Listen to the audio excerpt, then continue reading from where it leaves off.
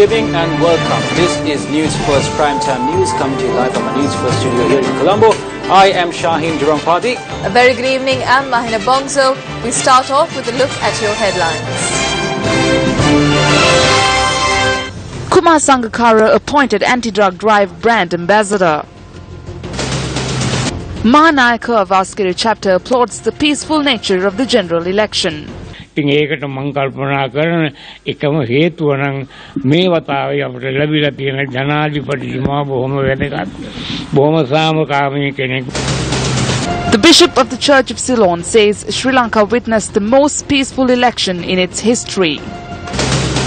An invitation from Ranil Wickremesinghe to all parties in Parliament to enter into consensus politics. I will engage in politics respecting the mandate of the people. A statement from Mahinda Rajapaksa.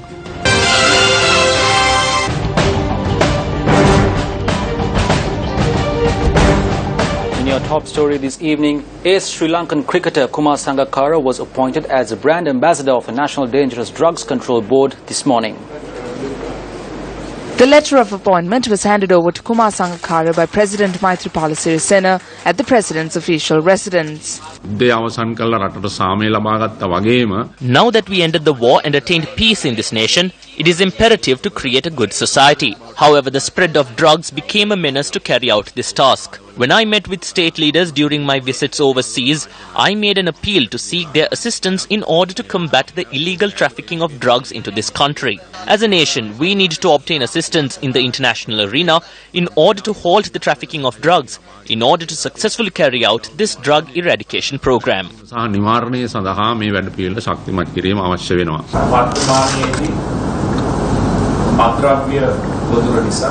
At a time where the lives of our youth have been destroyed, families have been separated, and the values of our society slowly deteriorating, I would like to extend my heartfelt thank you for making me a part of this program.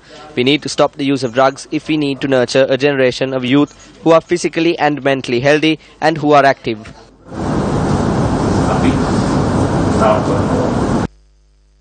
The chairman of the National Dangerous Drugs Control Board also presented a token of appreciation to the President for the contribution he has rendered in order to combat drug use in the country. A book containing information with regard to programs that were carried out within 100 days in relation to the anti-drug campaign was also presented to the President during this occasion.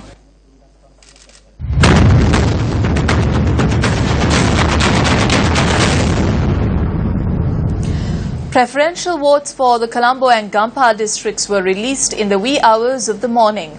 The district of Colombo was the most competitive of all districts, and Ranil Wickremesinghe secured the highest number of preferential votes at Monday's election. Large crowds were seen at the counting centre at Royal College, Colombo since last night, anticipating the preferential votes for the Colombo district. Several factions also raised objection during the counting of preferential votes. I'm the secretary of Ravi Karunanayaka. My name is Tissa Jinadasa. Tissa Jinadasa.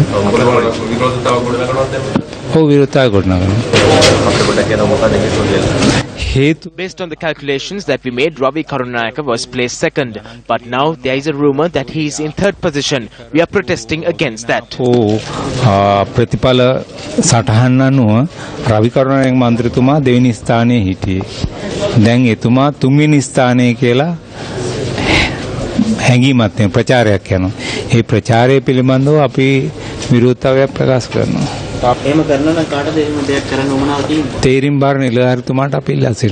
The final results of the preferential votes were announced by the district returning officer at 2 this morning. As responsible government officials, I did not think about the time because we wanted to deliver the accurate result. I can say that all those who had doubts spoke to us in a very cordial and friendly manner after the results were announced. Leader of the United National Party, Ranil Wickremesinghe, topped the Colombo preferential votes list at the 2015 parliamentary election with 500,566 votes.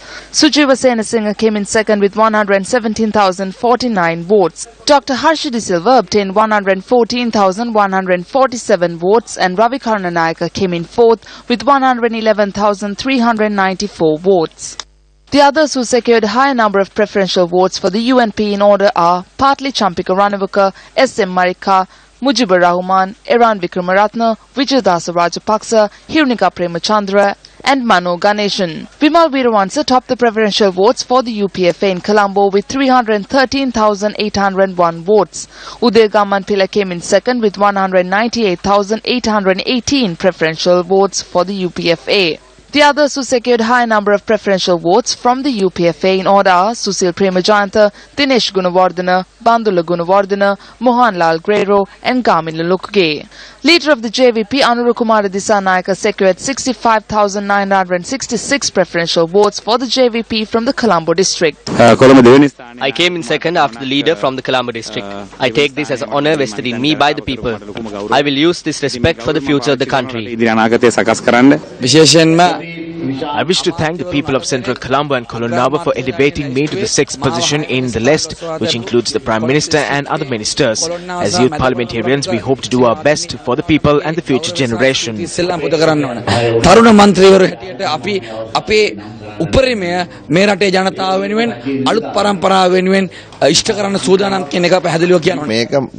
I take this as a massive responsibility. I will work 100% and fulfill the aspirations of the people.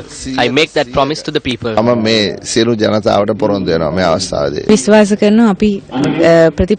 We are persons who stepped out with great expectations and a policy on behalf of good governance. The people have approved of what we did. I will render my support to the President and the Prime Minister to uplift the economy based on the good governance and to further ensure the good governance. The people of this country have given their mandate to further establish democracy and good governance in the country.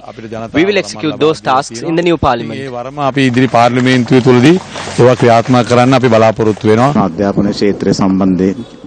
We will make constructive criticism with regard to the education sector of the country and provide advice on uplifting the education sector. That is what I expect to do. The preferential votes for the Gampa district were also announced early this morning.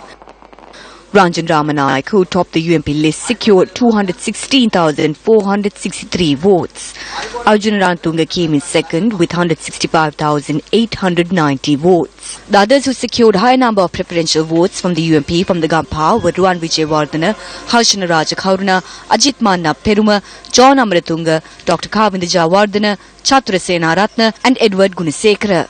For the United People's Freedom Alliance, it was Prasanna Ranatunga who topped the list with 384,448 votes. Prasanna Ranavira came in second with 112,395 votes. Nimal Lanza was elected to Parliament with 94,375 preferential votes. The others who were elected from the UPFA were Sisir Jayakuri, Indikan Rudda, Sudashini Fernando Pulle, Dulip Vijayasekara and Lasanta Aligiyavanna. Vichita Herat was the only JVP candidate who was elected from the Gampaha district. Within 50 days, the people of the Gampaha district have elected me with over 200,000 votes. This will be a strength to nab the rogues.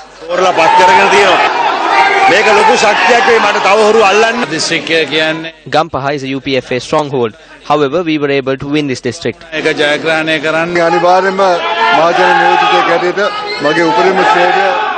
As a public representative, I will render a service to the people of Biyagama and the district.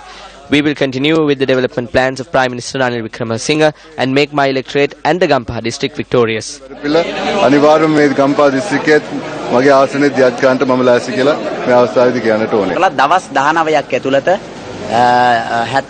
In 19 days, the people of the Gampaha district embraced me. A massive wave of people joined me. When there were disruptions from the party and the opposition, I was able to overcome all that. The strength provided to me by the people of Gampaha will be etched in my heart forever.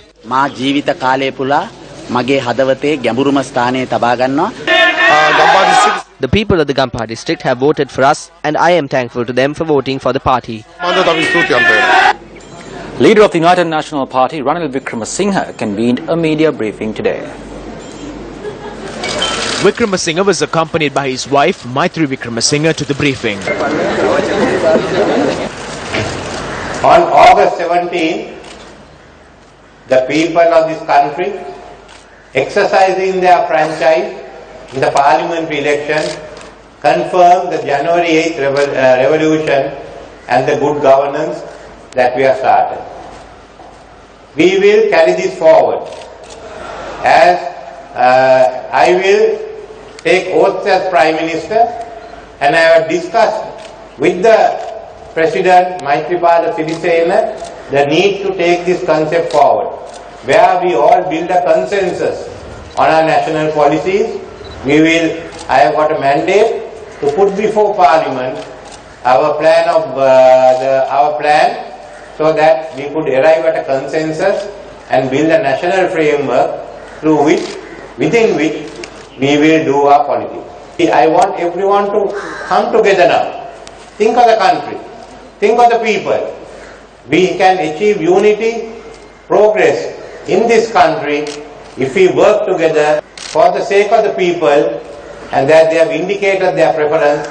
Let's work this together. I don't think anyone can opt out or can they go back to the divisive politics. We will not allow that. So we look forward, and together with the President and all party leaders, we will be looking forward to having a new era of politics and of government in this country. Thank you. Take a look at another headline-making story. Former President Mahinda Rajapaksa says that he will continue to engage in politics in keeping with the people's mandate. Issuing a statement, Rajapaksa says that he will function within Parliament to safeguard the nation and the democratic system. Mahinda Rajapaksa adds that he accepts with humility and the result of the parliamentary election and thanked his voters who placed their confidence in the party despite the unprecedented obstacles that they had to face. Addressing the media today, the Mahanayaka of the Askiri chapter of the Siam sect, the Most Venerable Galagama Sri Attadasi Thero, made a special statement on the general elections.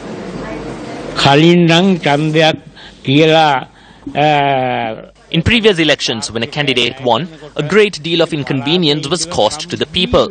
No such incidents took place this time around. I did not hear a single cracker. The elections took place in a very calm manner. The candidates too operated in a very peaceful manner. The President is an important person. He is very calm and patient. The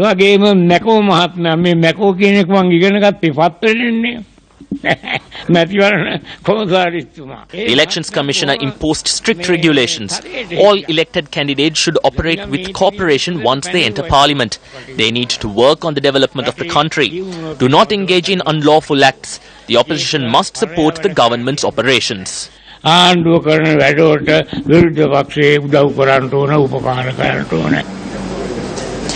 Issuing a release, the presiding Bishop of the Church of Ceylon and Bishop of Colombo, Diloraj Kanakazabe, says that for the first time in the country's history, the Church experienced a very peaceful election. He adds that the citizens of the country, voting almost in full force in a peaceful, serene atmosphere, is in stark contrast to the decades-old destructive culture of hate speech, violence, anger, murder and revenge. The release states that, quote, in the past politicians have spoken, media has spoken, religious leaders have spoken, but today the citizens of this country spoke their mind through their ballot, unquote.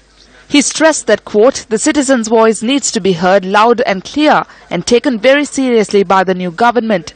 The just and righteous aspirations of the people, whatever their political preferences may have been, for a clean, honest, corruption-free administration, sensitive especially to the needs of the weak and powerless, should be met, unquote.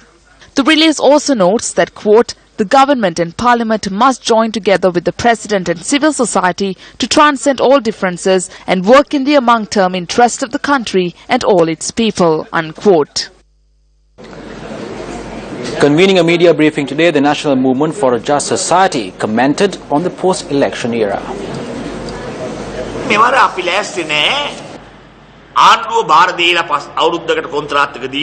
This time, we are not ready to hand over the country to the government on a contract for a year and look the other way. Everyone who has worked tirelessly towards this effort would be on constant alert and would monitor if the promises made would be fulfilled. I would like to remind the government to appoint an intelligent cabinet of ministers, because it is this cabinet of ministers who will govern the country. Do not appoint individuals who have allegations against them. Appoint suitable, intelligent and efficient people who have knowledge in those respective fields as ministers. Another aspect is the appointment of ministry secretaries. Intelligent individuals must be appointed as secretaries. If there are no intelligent individuals, intelligent people who have gone on retirement must be called back and appointed once again.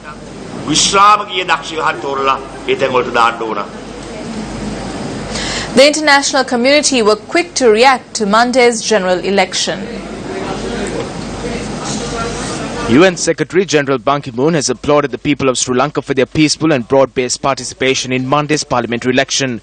The UN Secretary General Ban Ki-moon commended President Maithripala Sirisena for having spearheaded an inclusive process and the Elections Commissioner for his exemplary effort in helping guarantee the right to vote for the people of Sri Lanka. While encouraging the new government to make further progress on good governance, accountability and reconciliation, Secretary General Ban Ki-moon says that he looks forward to continuing the work with President, the Prime Minister, the government and the people of Sri Lanka in support of building long-term peace and prosperity for the country. Prime Minister Narendra Modi has called up Ranil Wickremesinghe to congratulate him on his party's victory in Sri Lankan parliamentary polls. Indian Prime Minister Narendra Modi has congratulated the people of Sri Lanka on the peaceful conduct of polls. Meanwhile, the United States has commended Sri Lanka's commitment to democracy and rule of law. On Sri Lanka, the United States commends the Sri Lankan people and government for yesterday's election, which demonstrated their enduring commitment to democracy and the rule of law. The United States applauds the Sri Lankan Elections Commissioner, Sri Lankan civil society, and the candidates themselves for holding free and fair elections that were widely hailed as among the most peaceful in Sri Lanka's history. The United States looks forward to working with President Sirisena, the Prime Minister, and the new government. Convening a media briefing today, the EU Election Observation Mission issued a preliminary statement on the 2015 Sri Lankan general elections. Speaking at the briefing, Chief Observation of the mission and member of the European Parliament, Christian Preda, had words of praise over how the elections were conducted, but also raised several points of interest. The title we gave to this preliminary statement is Genuine and Well-Administered Elections with Restrictive Campaign Rules. 17 August parliamentary elections in Sri Lanka were well-administered and offered voters a genuine choice. The Commissioner of Elections and his staff administered the elections in a transparent and impartial manner. In addition to issuing circulars and guidelines throughout the campaign, the Commissioner had exceptionally broad powers to instruct any state institution. The wide interpretation of these powers, including that the Commissioner may order state outlets to halt broadcasts, challenged recently gained media freedoms. At times, such decisions were vague and impracticable and were issued on an ad hoc basis. The chief observer also remarked on the nature of campaign funding and expenditure in Sri Lanka. Party and campaign finance are not regulated. There are no requirements regarding campaign spending limits or disclosure of donations and expenditures. According to interlocutors, the campaign was very costly, with some candidates spending above 500,000 euros. How did you come to this figure? It's easy. We asked how much cost 5 minutes in TV station, how much is a page in a newspaper, and so on and so forth, the leaflet and the other. So it's easy to calculate. We have a lot of cases like this. And we ask candidates how many money do you spend to be elected. It's an important issue for a democratic country. If you have these cleavages between rich candidates and poor candidates, and if it is so costly, it's a problem. Did you also ask them the source of their funding? It's difficult to speak about sources. But it's an important issue, I agree. Meanwhile, the Forum of Election Management Bodies of South Asia, or FEMBOSA, also drafted by the Elections Commissioner's Office to monitor the general elections, held a press briefing today. The organization, comprised of monitors from the Maldives, Bangladesh, India, Nepal, Bhutan, Afghanistan and also South Korea, had 30 monitors covering all 22 electoral districts. We found that in Sri Lanka, it's not just the elections officials, it's not just the police that are there, it's the very people, the voters themselves, that showed us, for the most part, what a disciplined country this is when it has the need to serve democracy. We sincerely, all of us, we will go away with this example. Speaking about the so-called high-handedness or ad hoc measures that are taken by our elections commissioner, him being my friend aside, my thoughts on that, my reaction to that would be that perhaps my team would think differently, because we come from what would be, more Asian countries, except South Korea. We come from countries which have inbuilt problems, probably not like Europe at all. And sometimes in our countries, if we want to move ahead and if we want to develop, sometimes we have to do things slightly differently from a European model. In more local news, the People's Action for Free and Fair Elections, or PAFREL, convened a special media briefing in Colombo today.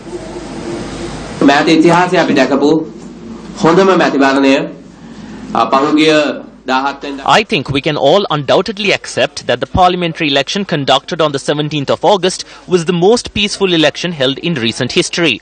The misuse of state resources and state powers did take place to a certain extent during this election as well. However, if you compare those incidents with the number and nature of incidents that took place in elections of the past, the incidents that took place this time around are negligible. The police, led by the IGP, have been able to win the trust of the people by implementing the law to the letter. In a similar manner, the Elections Commissioner implemented the law, where he even took steps to transfer a few of his own staff members as well as ministry secretaries. When you take all of these acts into consideration, this election can be considered as a very transparent one. සාධනීය තැනක තිබුණා. මේ සියලු කාරණා සැලකිලිට ගත්තාම මේ මැතිවරණය වඩාම ප්‍රශස්ත මැතිවරණය හැටියට අපිට දකින්නට පුළුවන්. You're watching Primetime News. Up next is Action TV.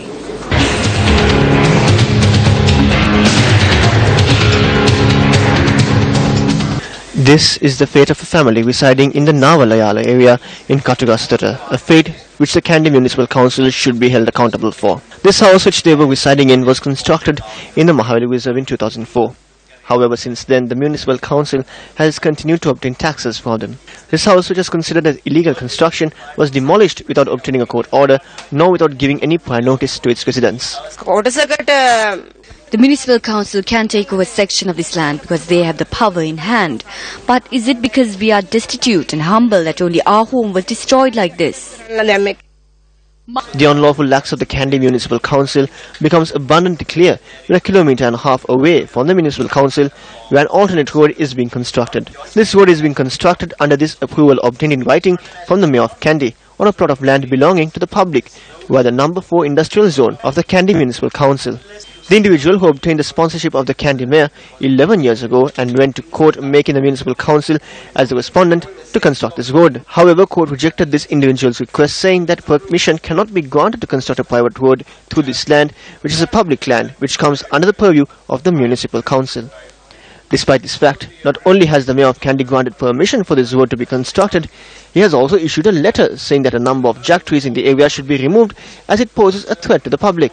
Though the Commissioner of Local Administration for the Central Province has written a letter stating that acts of the Mayor is in clear violation of the Circular on Public Land of the Kandy Municipal Council, the unlawful acts of the Mayor has prevailed.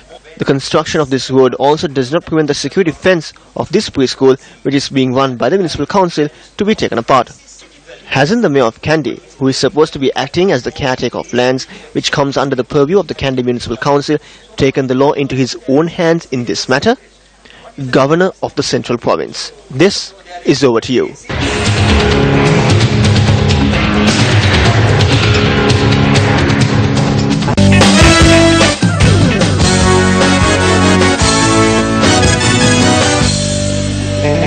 In sports, it is cricket news. The second test match between Sri Lanka and India is set to commence at the P. Saravanamuthu Stadium in Colombo tomorrow. However, the participation of seaman Wan Pradeep in tomorrow's match is doubtful.